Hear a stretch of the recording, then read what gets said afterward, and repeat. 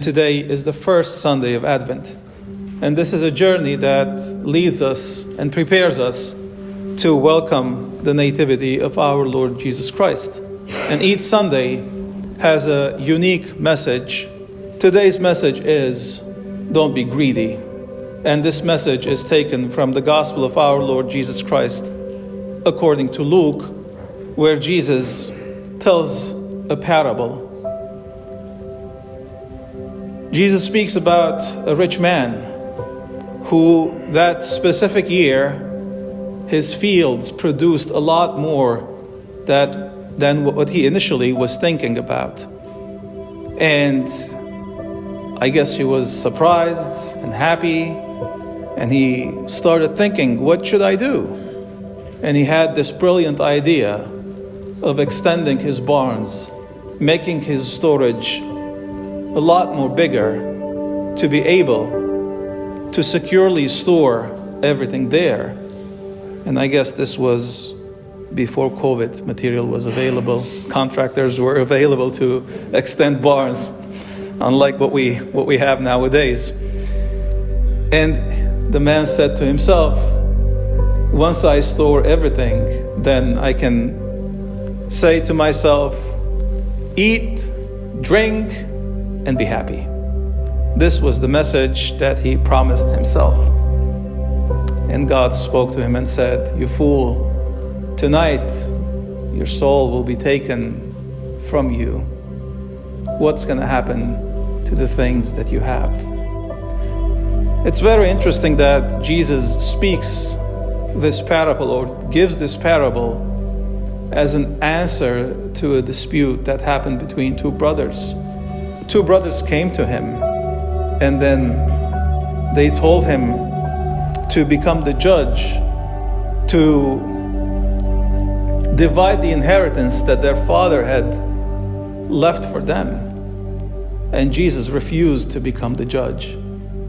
But he used this as a teaching opportunity. Inheritance and disputes among brothers is nothing uncommon. It was common during the times of Jesus, just like it is common nowadays, unfortunately. And this is one of the rare opportunities, or rare occasions rather, that Jesus refuses to deal with things. If you look at the Bible, when people went and requested Jesus to interfere, to teach, to heal, to have mercy, he always said yes, in one way or another. This is the only time where Jesus says, I don't want to be the judge. This tells us that even God doesn't like this type of disagreements and disputes that takes place amongst brothers. And he says, watch against all kinds of greed before teaching this parable. The message today is to watch against greed. This parable is not about the 1%. This is not about the super rich who have so much and they don't know what to do with that. I think this parable is about each and every one of us. And no, this is not about praising poverty and denouncing wealth. This parable is not about that. But this parable is about setting our priorities straight. The first message that comes to us today from this reading is that things don't bring meaning to our existence. This person was so self-absorbed. Everything in this parable was about him. I will tear down the old barns. I will rebuild the new ones. I will extend. I will be happy. I will eat. I will drink. There's no indication that this person has ever thought about anyone besides himself. And he was relying on the things that he had to maybe feel secure, to maybe feel happy. And this is a temptation that we all fall into. Sometimes we look at our savings we look at our retirement accounts.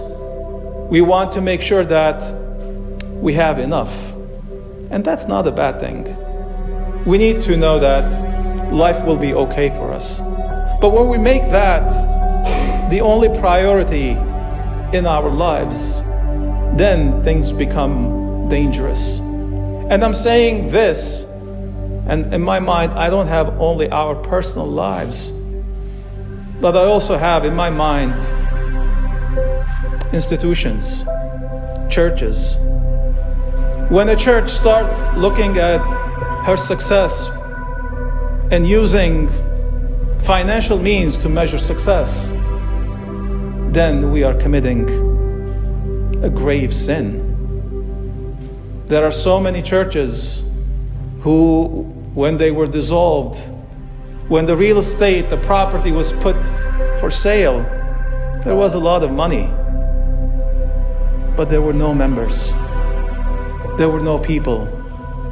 Things were gone. Psalm 23 says it beautifully. The Lord is my shepherd. I shall not want anything. When we make this the guiding principle of our lives as individuals, as communities, as churches, when we put God first and we rely on God's guidance, then we realize that we don't need anything because God provides for us. The second message that comes to us, my brothers and sisters, today is the faulty assumption that we know the future. We don't know. We don't know anything about the future. I've read about the life of this professor who was living a normal life. And he and his wife had the idea that once they retired, they would go to Europe and buy this little condo and to spend the years of their retirement there. And all their plans was geared towards that.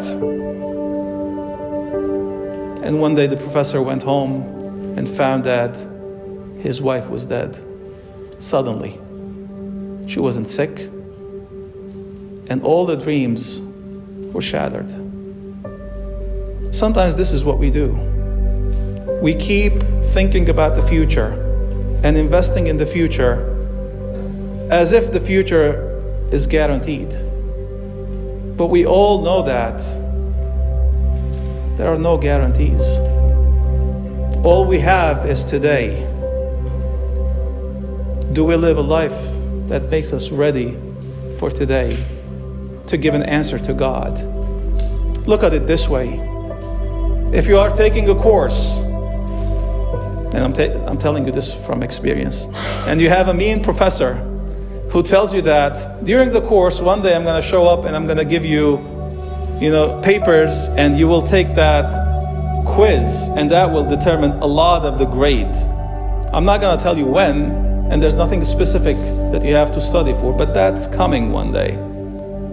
And then midway through the semester, the professor shows up with that stack of papers.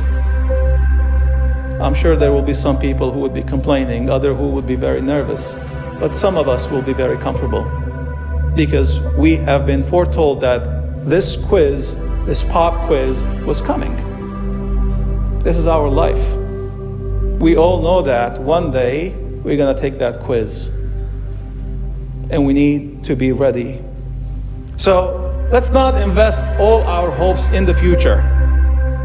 Let's invest in the here and now, because here and now also is very important.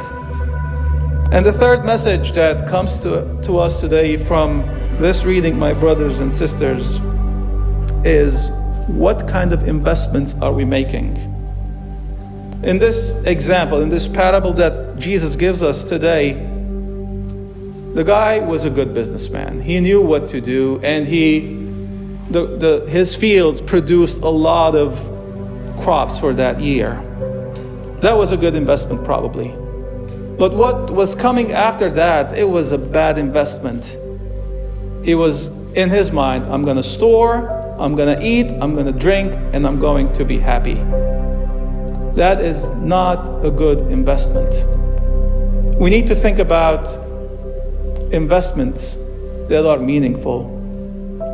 I know the story of this gentleman. Let's just call him Jack.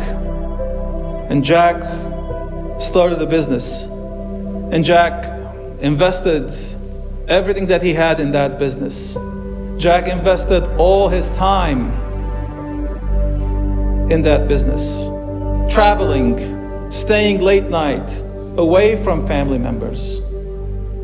And then one day at age 43, Jack had massive heart attack and Jack was gone. If Jack were to be given that chance to live his life again, I don't think he would live it the same way that he did.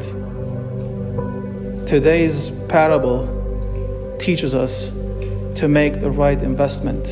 And the right investment is to devote time and resources to things that matter. And yes, family matters. Loved ones, they matter. Our relationship with God matters.